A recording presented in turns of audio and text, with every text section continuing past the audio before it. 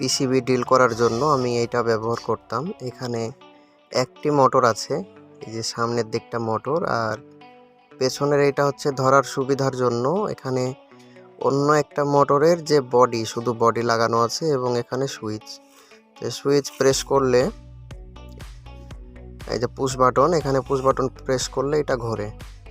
তো আজকে যে বিষয়টা শেয়ার করব সেটা হলো এই ড্রিল বিটটা আমি কিনে আনলাম মাত্র। তো এই বিটটা আমার যেটা সবচাইতে বেশি সন্দেহ ছিল এবং যেটা নিয়ে আমি ভয় পাচ্ছিলাম সেটা হলো ভাইব্রেশন। কারণ শোচালো যেহেতু পিসিবির জন্য, শোচালো টাইপের বিট যদি ভাইব্রেশন করে তাহলে কিন্তু কাজ হবে না। তো এইটা কিন্তু আলহামদুলিল্লাহ অনেক ভালো কাজ করছে, কোনো ধরনের ভাইব্রেশন করছে না এবং স্মুথলি এইটা ঘুরছে। যদি আপনাদের একটু দেখাই ভিডিওটা, খেয়াল করুন বন্ধুরা।